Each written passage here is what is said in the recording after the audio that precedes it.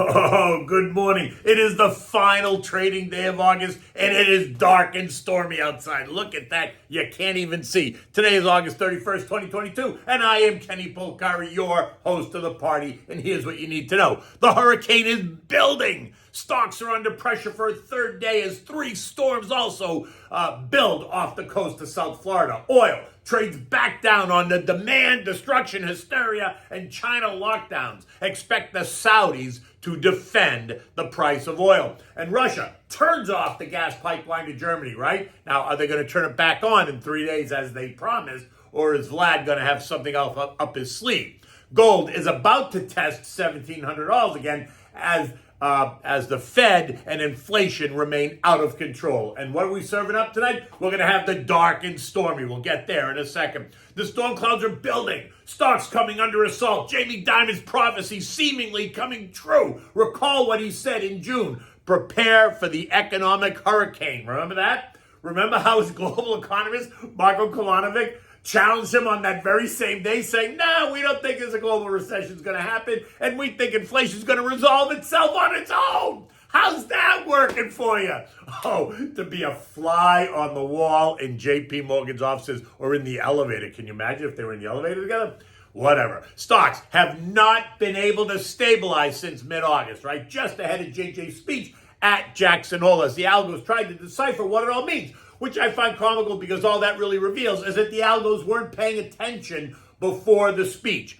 The algos cannot interpret the body language, the intonation, the meaning of the words. So they rally off the June lows.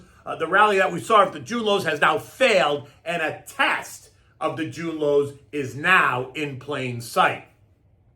Monday, I suggested that the short-term trend line support at 39.96 was a key level to watch, right? It needed to hold if it tested it. And so we asked the question, would it hold or would it not? And while we did not really test it on Monday, we didn't test it, we did test it yesterday. After not one, but three additional Fed heads continued the theme of a more hawkish Fed. New York's Johnny Williams, Richmond's Tommy Barkin, and Atlanta's Rafi Bostic, all reiterating the point. And when it tested it, it failed and the bottom fell out. The algos, again, went into overdrive because of this technical failure. The sell-side algos got all worked up while the buy-side algos just took a step back. Not canceling their interest, just deciding to bid lower in the face of what's starting to feel maybe a little bit panicky. Not yet, but kind of, right?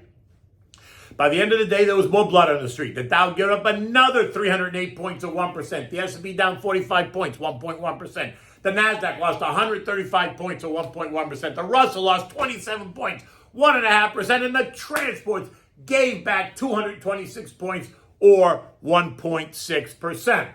What I find really interesting about all this is that the algos wanted you to believe that a month ago it was all good, that JJ would not grow a pair, that he would pivot and cave, even after Fed head kept hinting. I mean, how much more did you want them to say? Bullard, Daly, Mester, George, Powell, Evans, Kashkari, every one of them telling you or hinting at what was to come. Even a former Dallas Fed head who resigned his position due to questions about his personal trading account chimed in, telling us that the Fed needed to be aggressive.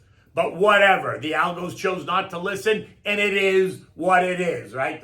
We saw the stocks rally, and now we see them giving it back. Many were quick to call the bottom, and many were quick to call the end of the bear market after 1 month showed that the CPI had improved by 0.1%.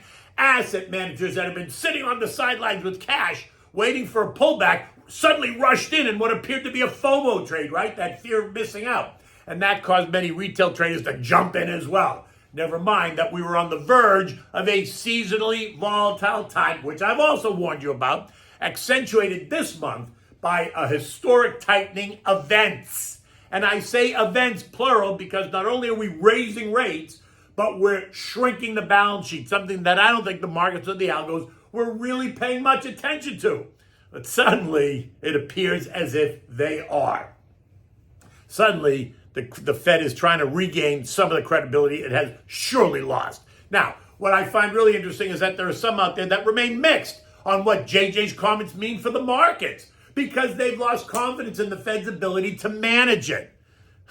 Well, here's a hint, right? They completely missed the boat. Now, whether that was on purpose or not, you can have another argument. Inflation is out of control, and it's not going to easily be tamed. So get ready for an even more aggressive Fed. I hate to say it, 1980-81. Recall what I defined yesterday, the sacrifice ratio, right?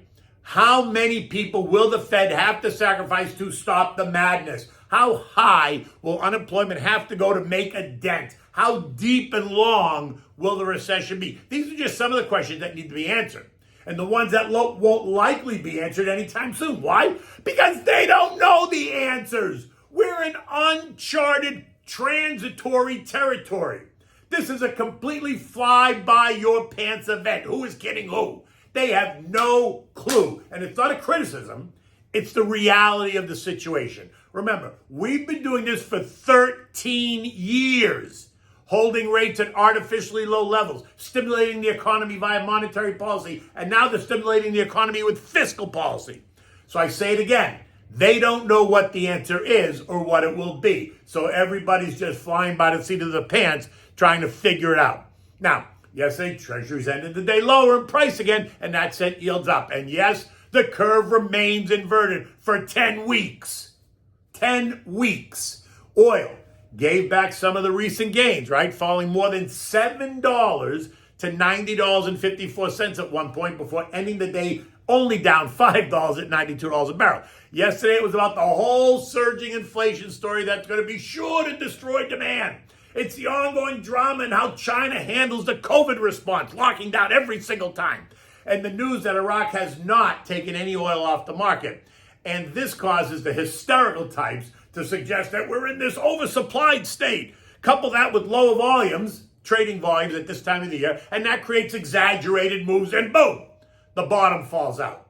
This morning, oil is trading at 89.60, just a hair above the trend line at 88.95, where it found plenty of support last month. And surely, let me remind you, the Saudis are prepared to defend the price of oil. They told you that. And how they're going to do that? They're going to cut production. Gold ended the day yesterday at $17.36 an ounce after testing as low as $17.32. Yesterday, I said that the gold took JJ's comments in stride, suggesting that the idea of a Fed pivot was very premature. If rates kept rising and then remain elevated for an elevated period, as JJ has said it will, then gold might remain under a bit of pressure, but I still think 1,700 is the floor. But once the markets digest the fact that rising rates will cause a marked slowdown and inflation proves to be more difficult to manage, gold will start to shine again. This morning, gold is also under a little bit more pressure, down $11 at $17.24 an ounce.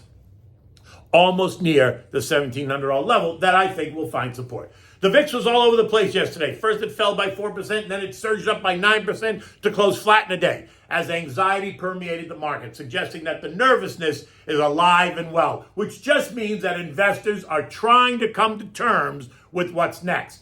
The VIX remains well below the 40 mark, a level that many believe will ignite capitulation if it gets there. And this morning, with futures attempting to rally, although they've fallen back again, the VIX is trading up 15 cents at 26.37. So it's still well below the 40 mark, but it could get there very quickly. We know that. Eco data today includes the ADP employment report, which is expected to show an increase of 300,000 new jobs. Mortgage apps, which have been in decline week over week over the past couple of months, and the Chicago PMI expected to be 52.1. Thursday brings us manufacturing PMI, construction spending, challenger job cuts, and the usual initial jobless claims and continuing claims, along with total vehicle sales. And Friday brings us the non-farm payroll report, but remember, it's also the beginning of the long Labor Day weekend. Lots of empty desks, leaving the algos in charge, and we know what happens when you unleash the algorithms, right? It becomes chaotic and mass confusion. U.S. futures, which were up earlier this morning, are now mixed, right? Actually down a little bit. Dow futures down 20, S&P is down 2, NASDAQ is up 20 points but getting weaker, and the Russell's down 2. Remember, it is the last trading day of the month. Moves can be and usually are exaggerated going into the Labor Day weekend. So this is just another reason not to make any dramatic moves if you're a long-term investor. Now, if you're a day trader, then none of that applies, because you love the chaos and confusion. You actually want there to be more. One way or the other, though, if you're a long-term investor, today would not be the day to, start to make any dramatic decisions. European stocks are all lower this morning. Eurozone inflation hits another record, rising to 9.1% as food and energy prices continue to surge and will continue to soar in the months ahead. French inflation coming in at 6.5%, a bit lower than last month. Spain's inflation rate at 10.4% versus last month at 10.8%. German inflation hits another high at 8.8%. The ECB, which raised rates by 50 basis points in July, is expected to raise them by 75 basis points on September 8th. The ECB is way behind the curve, something I've been pointing out for months, and leaders there expect inflation to remain elevated at least until the summer of 2023, at least. Vlad has shut down the Nord Stream 2 pipeline today, shutting off the natural gas to the continent. It's expected to be out for 3 days. But 3 days could turn into something else, right? Natural gas in Europe is exploding higher, as it has been. We know that. At 5:30 this morning, markets across the Eurozone are all down about 1%. The S&P closed last night at 39.86, down 45 points, breaching the trend line at 39.96. Like I said, the S&P is now below all three trend line supports, leaving it flailing about as it searches for a bottom. The chart suggesting that it could be three places. 39.55-ish, that's a weak support. 37.40-ish, again, that's a weak support. And finally, the June lows of 36.65, which takes us back to September through November of 2020. A time that was resistance, fairly strong resistance, until it busted through, and now it should represent fairly strong support. Let's just hope that it is if we get there and test it. Okay, so what are we having for dinner? It's not really dinner, it's a drink. It's time for a drink, and this is called the Dark and Stormy.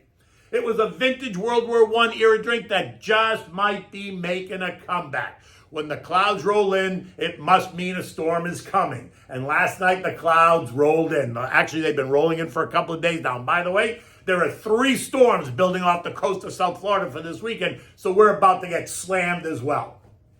Now, for this, you're going to need 4 ounces of ginger beer, 2 ounces of dark rum, a half an ounce of fresh lime juice, and a lime wedge. Fill the glass with ice, then add the ginger beer, the lime juice, and then add the rum in that order. Garnish it with a lime wedge. Don't stir it or anything. Just make it the way I told you in that order, and then sit back and enjoy the Dark and Stormy. In any event, the day is about to get started. I am on at 6 o'clock. Fox Business with Maria Bartiromo. Mornings with Maria. Make sure you get up, grab your coffee, grab your Dunkin'. Not going to Starbucks anymore because they don't accept cash. Did you see that? They're going cashless, encouraging the digital economy from the Fed. That's a whole nother conversation. I'm going to Dunkin'. They still take cash. In any event, until tomorrow, take good care.